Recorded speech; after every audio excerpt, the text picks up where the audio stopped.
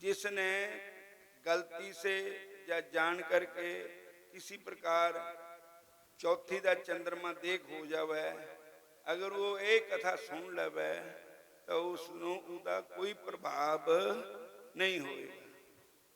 बोलो जय श्री कृष्ण। भागवत महापुराण के 10वें स्कंद के उत्तरार्ध में के सत्राजित नाम का व्यक्ति था, जिसकी कन्या का नाम सत्यभामा था। सत्राजित था, वो सूर्य का भक्त था।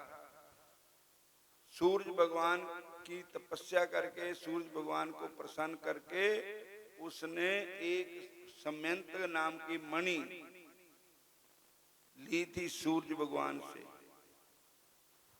समयंतक मणि। और उस मणि को उसमें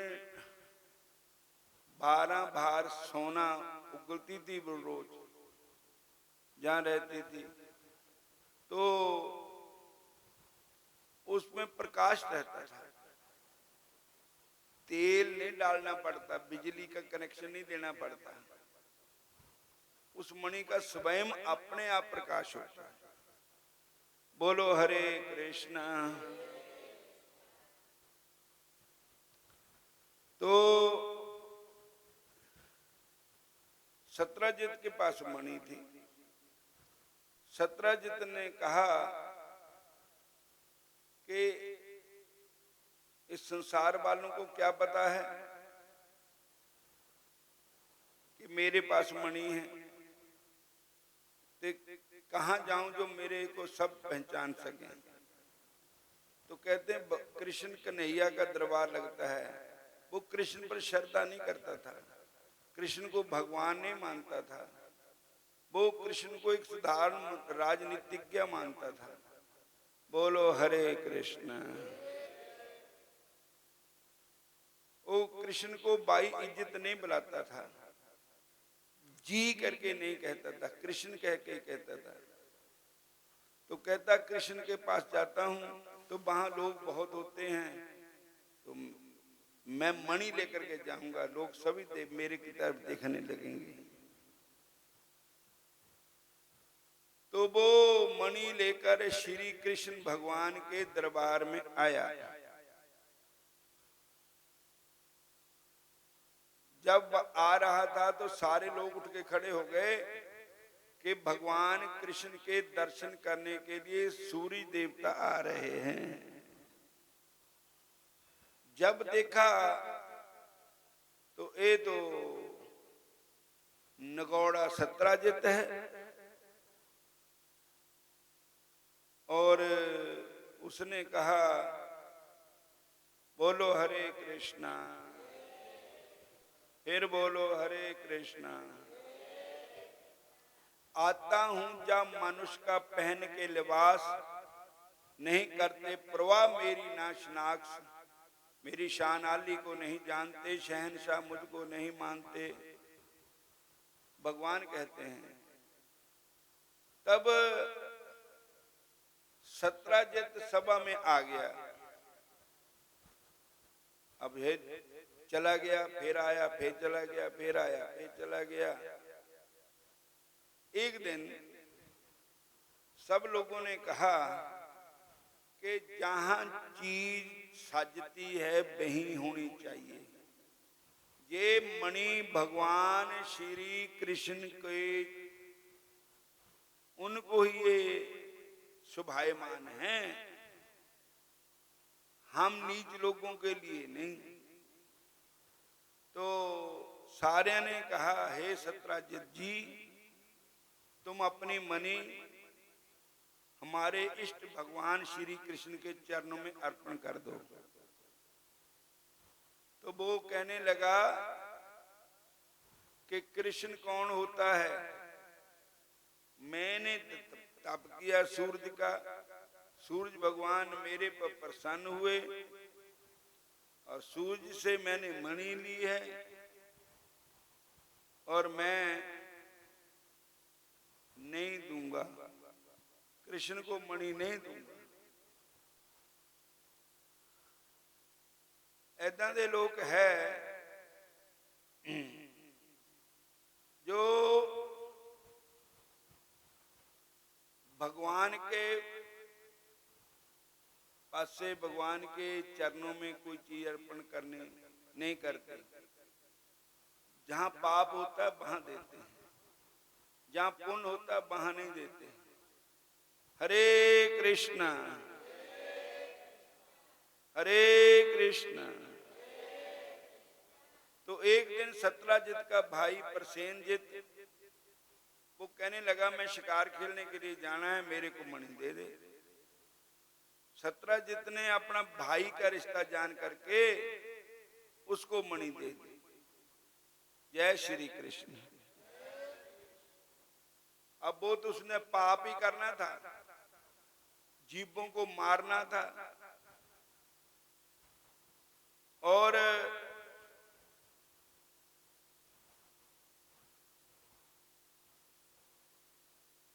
आगे जाकर के उसने शिकार, जंगल में शेर आ गया, शेर का मुकाबला वो कर नहीं सका, शेर ने उसको मार डाला। मणि तो शेर के काम की नहीं थी, शेर ने मांस खाना था, तो उसने जो मांस वगैरह खा लिया उसका। अब ना सत्राजित आया, ना मणि आई, ना प्रसेनजित आया, ना मणि आई। तब लोग झूठा ही कलंक लगाने लगे। वो भी कहने लगा सत्राजित कि कृष्ण ने ही मेरे भाई को मरवा दिया, मणि खो ली। झूठा ही कलंक लगा दिया, क्योंकि भगवान कृष्ण ने एक बार चंद्रमा देख लिया था। ये तो हमारे लिए है, भगवान को कोई कलंक नहीं लगता। भगवान तो सर्वोपरि है, वो कलंक को दूर करते हैं। बोलो हरे कृष्णा, सारे बोलो हरे कृष्णा। भगवान का नाम लेने से पापी जीव तर जाते हैं, तो उनको क्या कलंक लगना है। तो फिर सारे नगर में बात फैल गई, लोग अपने अपने, दुनिया है दुनिया जो दो तरफ चलती है, एक तरफ आग लगा रही है, दूसरी तरफ बुझा रही है। दुनिया जो दो तरफ चलती है। आदमी एक ही होता है जो आपके मुंह पर आपकी बड़ी बड़ाई करेगा, बड़ी स्तुति करेगा आपकी। एक ही आदमी होता है, पर आपकी पीठ उसकी तरफ हुई, थोड़ी दूर आप गए तो उसको और कोई व्यक्ति मिल गया, तो उसके साथ उस आदमी की निंदा शुरू कर देगा। तो मुंह एक ही है, आदमी एक ही है, वो स्तुति भी वही करता है, निंदा भी वही करता है। इसलिए दो निया जो दो तरफ चलता है। तो भगवान कृष्ण की निंदा होने लगी। भगवान कृष्ण को इस बात का जब पता चला, तो भगवान कृष्ण ने ये प्रतिज्ञा कर ली कि मैं इसकी मणि लेकर के आऊंगा, कहीं भी हो, जहां भी हो, मैं मणि लेकर के ही आऊंगा। भगवान कृष्ण चले गए। उसी जंगल में उनको कुछ निशानियां मिली, तो वहां पर एक जामवंत जी की गुफा थी। जामवंत ने अपनी लड़की के लिए वो मणि लेकर के गुफा में चला गया। तो कृष्ण जी को मणि तो नहीं मिली, तो भगवान कृष्ण उस गुफा में जाने लगे। जो भी भगवान के हित चाहने वाले आदमी थे, उन्होंने कहा प्रभु तुसी उस मणि मतलब गुफा विच नहीं जाना, पता नहीं थे कोई राक्षस रहिंदा होवे या कोई खड़जंतर होवे, तो इसलिए तुसी गुफा में नहीं जाना। भगवान कृष्ण कहते कि मैं गुफा के बगैर जाने के बगैर बात नहीं बनेगी, जाना पड़ेगा। जब भगवान कृष्ण, फिर भगवान ने कहा परख्यो मोहे एक पख बारा, मुझे एक पख तक देखते रहना, अगर मैं आ गया तो ठीक है, नहीं तो समझ लेना कि खत्म हो गए हैं। तो भगवान अंदर चले गए। जामवंत की लड़की ने जब कृष्ण जी को देखा तो वो तो रोने लगी, जोर जोर से रोने लगी। तो जामवंत कहीं बाहर गए हुए थे, वो लड़की का रोना सुनकर दौड़े आए। जामवंत जी कृष्ण से लड़ाई करने लगे। रोज लड़ाई होती रही। 28वां दिन हुआ लड़ाई होते को। पखवाड़े 2 हो गए, दो पक्ष बीत गए। तो आखिर जामवंत ने कहा कि मैं छोटे मोटे दे हार नहीं सकता, मैं हार गया। ये छोटा जिहा लड़का, ये छोटा जिहा मुंडू जिहा, ये मेरे काबू नहीं आ रहा। जद इहदा मुक्का पैंदा ना मेरे पर तो मेरी हड्डी हड्डी कंब जाती, और मेरा मुक्का ही तो कुछ नहीं करता।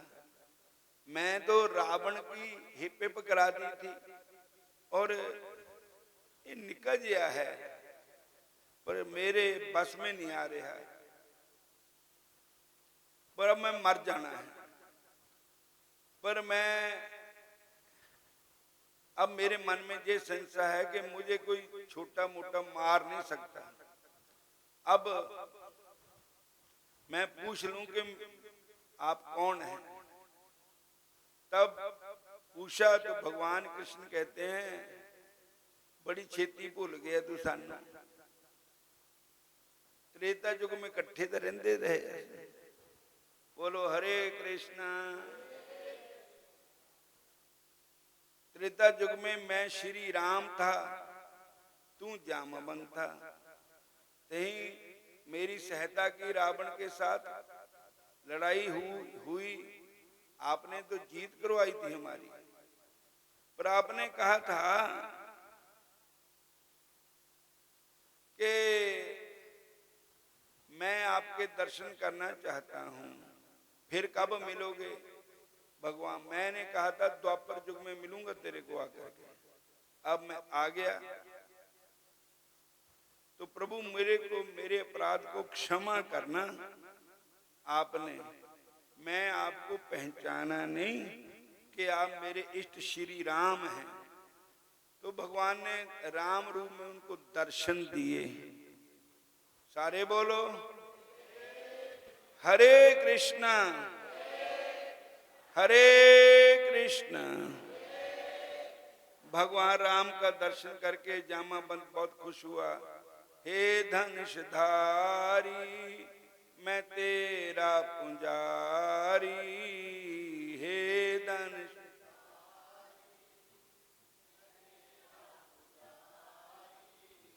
तेरी दया से मैं सुख चाहता हूं।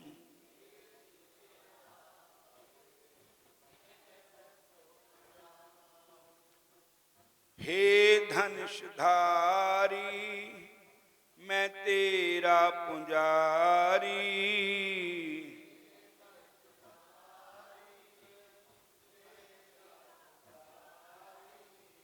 तेरी दया से मैं सुख चाहता हूं।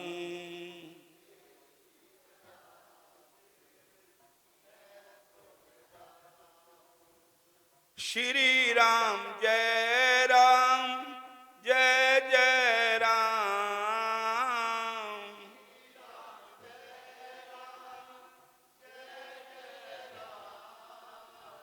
श्री राम जय राम जय जय राम।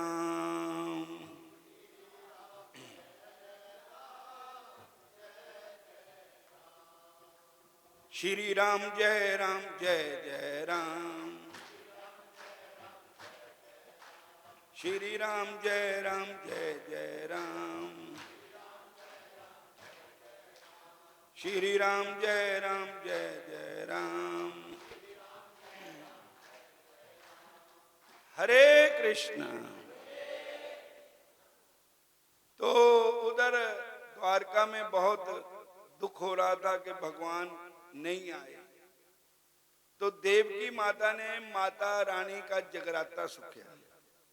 एक कथा भागवत में नहीं है, ना गर्ग संहिता में है, एक कथा गोपाल विलास में है, जो रमरेती वाले संतों के गुरु महाराज ने लिखा था गोपाल विलास, उसमें है। और उन्होंने लिखा कि देवकी माता ने कहा कि हे जगदम्बे, हे भगवती, उदे वास्ते तो मुंडा ही था, उदे वास्ते भगवान थोड़ी थे, मां वास्ते तो बच्चा ही हुंदा।